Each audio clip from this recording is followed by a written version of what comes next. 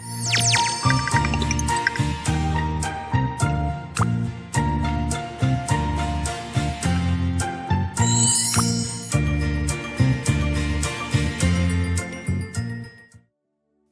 बच्चों, आप सबों को जय यीशु।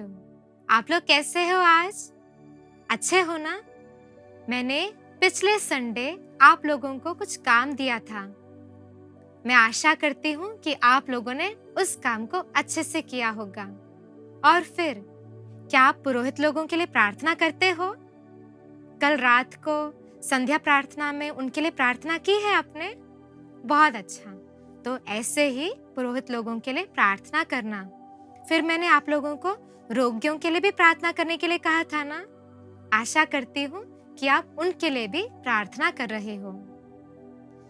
आज तक हमने कौन कौन से संस्कार सीखे हैं? जरा आप लोग बताइए। हमने ज्ञान स्नान संस्कार देखा, तेलाभिषेक, पवित्र बलिदान, मेल मिलाप संस्कार, रोगी लेपन। फिर हमने पिछले संडे क्या सीखा था? पुरोहिताभिषेक संस्कार। आज हम 7वें संस्कार में प्रवेश कर चुके हैं। वो कौन सा संस्कार है? विवाह। और हमारा 13वां पाठ है। आओ हम हमारी इस क्लास की शुरुआत माता मरियम के प्रार्थना द्वारा करेंगे। हम प्रणाम मरिया कहकर हमारे इस क्लास की शुरुआत को करेंगे। ठीक है, हम मिलकर इस प्रार्थना को बोलेंगे। अपने हाथ जोड़ो, आंखें बंद करो। प्रणाम मरिया, कृपा पूर्ण, प्रभु तेरे साथ है। धन्य तो स्त्रियों में और धन्य तेरे गर्भ का फल यीशु। हे संत मरिया, परमेश्वर की माँ, प्रार्थना कर हम पापियों के लिए, अब और हमारे मरने के समय। आमीन। पिता, पुत्र, पवित्र आत्मा के नाम पर। आमीन।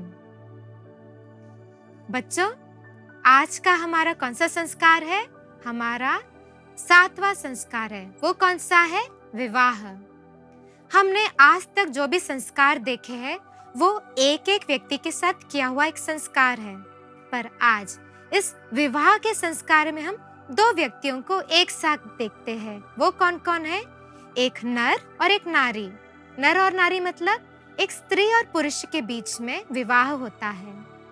क्या आप लोग विवाह में भाग लिए हो? विवाह मतलब क्या? शादी। ठीक है, क्या आप लोग शादी में भाग लिए हो? अपने अंकल आंटी के हो सकता है, हमारे कजिन भाई बहनों के हो सकता है। ऐसे भाग लिए हो? उसमें क्या क्या होता है?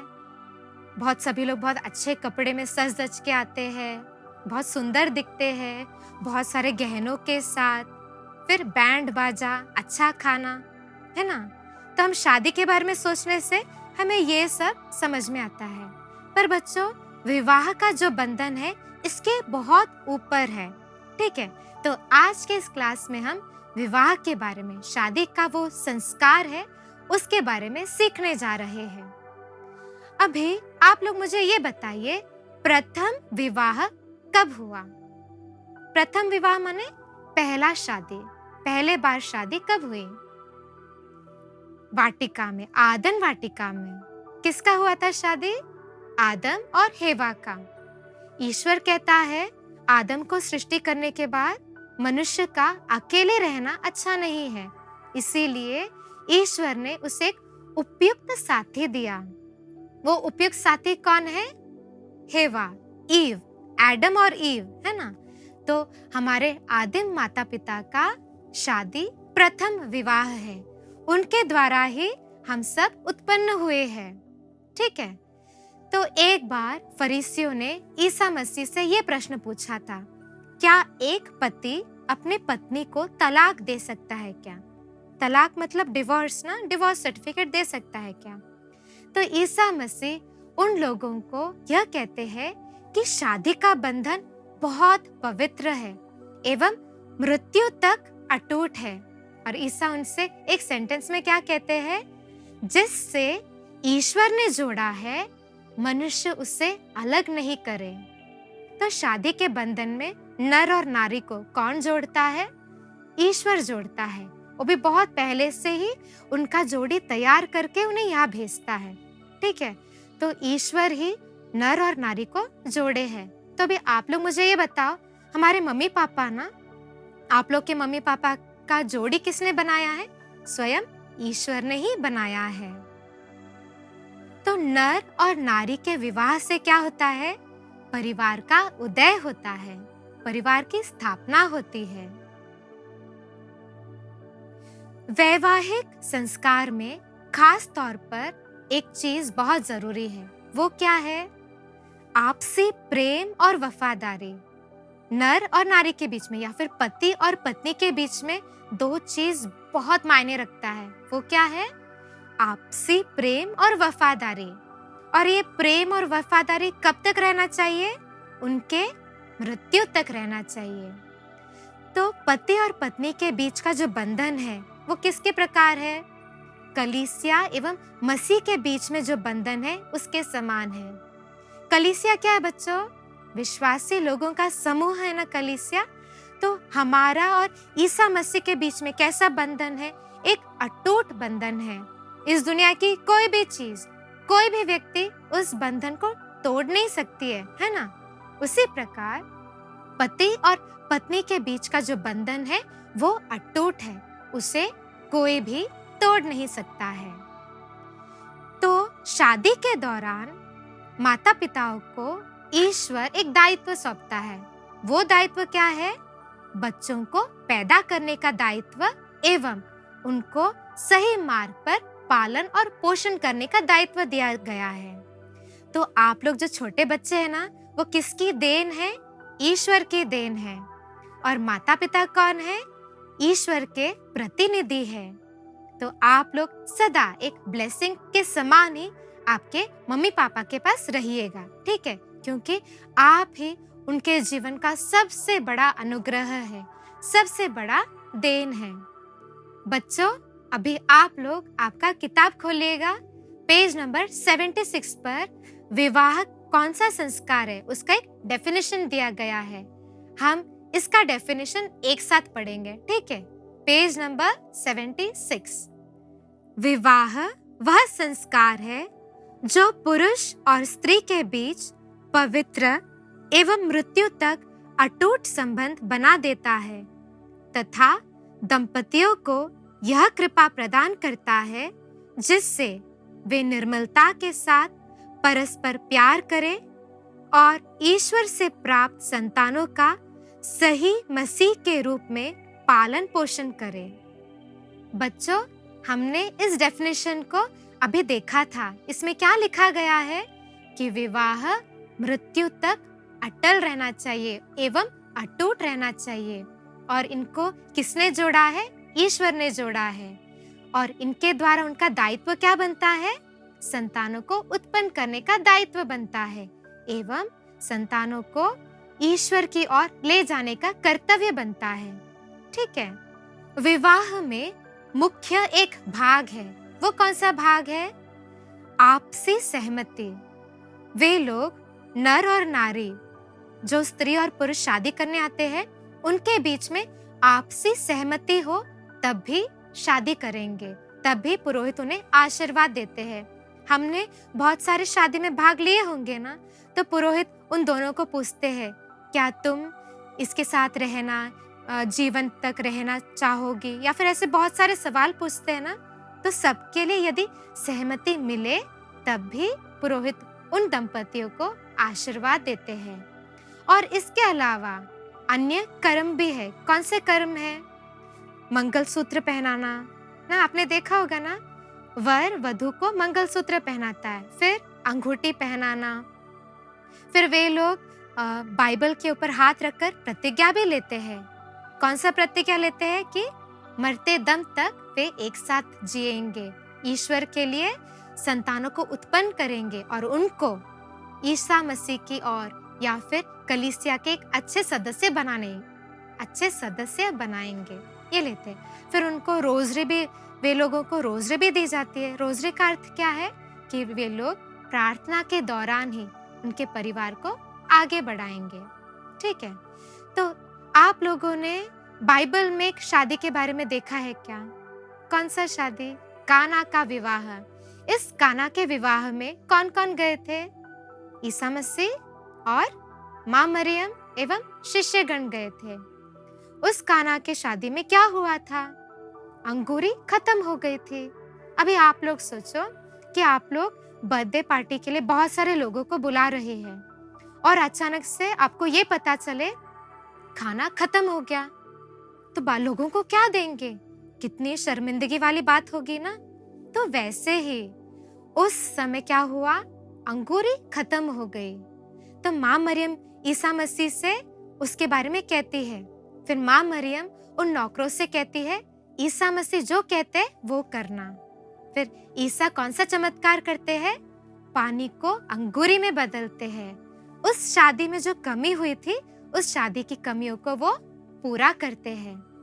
तो हमारे परिवार में किसे बुलाना चाहिए? हमें ईसा मसीह को बुलाना चाहिए एवं माता मरियम को बुलाना चाहिए, ताकि हमारे परिवार में जो कमियां हैं उसको कौन पूरा करेंगे?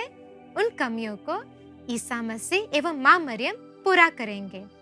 बस परिवार में नहीं, जब भी आप प्रार्थना करते हो, आप पढ़ाई करते हो, खेलते हो, हर एक चीज में आप लोगों को माता मरियम एवं ईसा मसीह को बुलाना चाहिए। ठीक है? तो आपके सभी कमियों को वे पूरा करेंगे। अभी आप लोग मुझे बताइए, माता पिता कौन है? माता पिता ईश्वर के प्रतिनिधि है। आप लोग कौन है? आप लोग ईश्वर से पाया हुआ एक देन है। तो हमें यदि एक आदर्श परिवार बनाना है, आदर्श परिवार मतलब जो लोग हमारे परिवार को देखकर उन लोग कुछ सीखे। ठीक है? यदि हमको एक आदर्श परिवार बनाना है, उसके लिए क्या चाहिए? उसमें माता पिता चाहिए जो बच्चों को प्यार करते हैं और बच्चे चाहिए जो माता पिताओं का आज्ञा मानते हैं। अभी आप लोग देखो, क्या आपका परिवार आदर्श परिवार है कि नहीं? माता पिता तो हमेशा आप लोगों को प्यार करते हैं। वो कैसे हमें पता चलता है? मम्मी हमारे लिए खाना बनाती है, सवेरे जल्दी उठती है, हमारे कपड़ों को धोती है, जब भी हम बीमार होते हैं अच्छे से संभालती है। तो ऐसे मम्मी हमको प्यार करती है। हमारे पापा हमें किस प्रकार प्यार करते हैं? हमारे लिए वे दूर जाकर काम करते हैं, पैसे कमाते हैं और हमारे सभी जरूरतों को पूरा करते हैं। तो मम्मी पापा हमारे लिए इतना कुछ करते हैं, तो हमें क्या करना चाहिए? हमें उनके लिए प्रार्थना करनी चाहिए, उनको प्यार करना है एवं उनके आज्ञाओं का पालन करना है। हम एक आदर्श परिवार के बारे में सुना है। वो कौन सा परिवार है? क्या आपने पवित्र परिवार के बारे में सुना है? किसका परिवार पवित्र था? नाजरत परिवार। नाजरत परिवार में कौन कौन थे? संत जोसेफ था, माता मरियम एवं बालक यीशु। इन तीनों का परिवार को पवित्र परिवार कहा जाता है। क्यों? उनमें आपसी प्रेम था, एक दूसरे का आदर करते थे। एवं हम लूकस के सुसमाचार अध्याय 2 में ये देखते हैं कि ईसा मसीह बुद्धि में एवं शरीर में आगे बढ़े। वे अपने माता पिता का आज्ञा पालन करते थे। तो आप बच्चे लोग क्या करना है? मम्मी पापा को प्यार करना है, उनके आज्ञाओं का पालन करना है। कभी भी आपके वचनों द्वारा या फिर कर्मों द्वारा उन्हें कभी भी दुख नहीं पहुंचाना। ठीक है? तो यदि आपका परिवार एक आदर्श परिवार बनाना है, उसके लिए आपको 3 चीज करना है। वो कौन सा है? एक तो सॉरी वर्ड। ठीक है? जब भी हमसे कुछ गलती हो तो क्या बोलना है? सॉरी मम्मी, सॉरी पापा, आइंदा इसे नहीं करेंगे। ठीक है? और मम्मी पापा हमारे लिए कितना कुछ करते हैं, क्या आप लोग उनको थैंक यू बोलते हो? तो भले ही वो छोटा काम हो या फिर बड़ा काम हो, रोज आप लोगों को आपके मम्मी पापा को थैंक यू बोलना है। ऐसे आप लोग करोगे ना, तो ऐसे क्या होगा? आपसे प्रेम बढ़ेगा, वे भी खुश हो जाएंगे। ठीक है? और जब आप लोग गलती करते समय माफी पूछोगे तो रिश्ते दूर नहीं, पास हो जाएंगे। फिर तीसरा वर्ड क्या है? Excuse me. वो क्या है? आपको हर चीज के लिए उनसे परमिशन पूछना है। परमिशन पूछने समय हम छोटे नहीं होते। इससे क्या होता है? मम्मी पापा खुश हो जाएंगे। क्या मैं खेलने जाऊं? क्या मैं टीवी देखूं? क्या मैं मोबाइल से खेलूं? तो ऐसे अनुमति पूछना आप। तो वैसे क्या होगा? प्रेम का रिश्ता, ये प्रेम का बंधन अटूट हो जाएगा और घर पे शांति बना रहेगा। और यदि आपके घर पे अशांति है, घर पे झगड़ा होता है, तो उसके लिए आप लोगों को क्या करना है? रोज मम्मी पापा के लिए, परिवार के हर एक सदस्य के लिए आप लोगों को प्रार्थना करनी है। ठीक है? तो आज का क्लास तो समाप्त हुआ है। हम हर क्लास में एक निर्णय लेते हैं। कौन सा निर्णय लेंगे आज? कि हम रोज हमारे परिवार के लिए, हमारे मम्मी पापा के लिए प्रार्थना करेंगे, ताकि उनके जीवन द्वारा हमें बहुत सारे आदर्श मिले एवं हम मसीही के प्रेम में आगे बढ़ते जाएं। ठीक है? आओ हम खड़े रहकर गाना सीखेंगे। कौन सा गाना है वो? खड़े हो जाओ। आदम को रखा आदन में, हेवा उसके साथी बने, ईश्वर कृपा में नर नारी में परिवारों की नींव बने। भूपर परिवार उभारने को, विश्वस्त प्यार बढ़ाने को, भूपर स्वर्ग बनाने को, विवाह संस्कार प्रभु ने दिया। बच्चों, ये गाना कैसे लगा? आज थोड़ा डिफरेंट ट्यून में गाया है ना? अच्छा लगा? तो इसको फिर से दोहराना बाद में, ठीक है? और आपके मम्मी पापा को ये गाना जरूर सुनाना, ओके? अभी आप लोगों को एक एक्टिविटी दे रही हूँ, उसको आप अच्छे से करना। कौन सी एक्टिविटी है? देखो बच्चों, हमारे परिवार में प्रभु ईश्वर ने भरपूर आशीष दिया है कि नहीं? मम्मी पापा का अच्छा स्वास्थ्य, फिर पापा का अच्छा काम, आप लोगों को बुद्धि दिया है पढ़ने के लिए, घर पे प्रेम है, प्रॉब्लम्स होने के बावजूद भी आप लोग संध्या प्रार्थना करते हो, एक साथ रहते हो, जब भी गलती हो तो सॉरी पूछते हो। तो ऐसे बहुत सारे अनुग्रह घर पे है। तो आप लोगों को एक पेपर में आपके परिवार में जो जो अनुग्रह बरसाए हैं उसे लिखना है। उसके द्वारा क्या होगा? आप लोग ईश्वर को बहुत धन्यवाद दोगे। ठीक है? अभी पेज नंबर 79 पर ही हमें प्रश्नों के उत्तर ढूंढने हैं। क्या आप तैयार हो? पहला प्रश्न क्या है? विवाह संस्कार क्या है? हमने इसका एक डेफिनेशन पेज नंबर 76 में पढ़ा था। चलो हम इसको फिर से एक और बार पढ़ेंगे। Page number 76।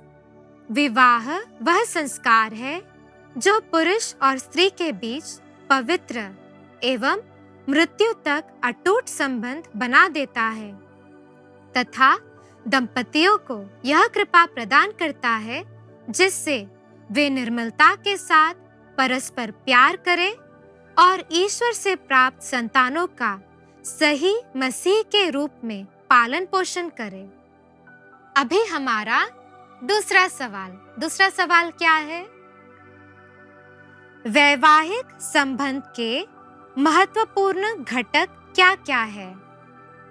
तो वैवाहिक जीवन में महत्वपूर्ण 2 चीजें हैं। वो क्या है बच्चों? आपसी प्रेम और वफादारी। किसके बीच में? पति पत्नी के बीच में। ठीक है? अभी हमारा तीसरा सवाल क्या है? विवाह संस्कार के अनुष्ठान में सबसे महत्वपूर्ण कर्म क्या है?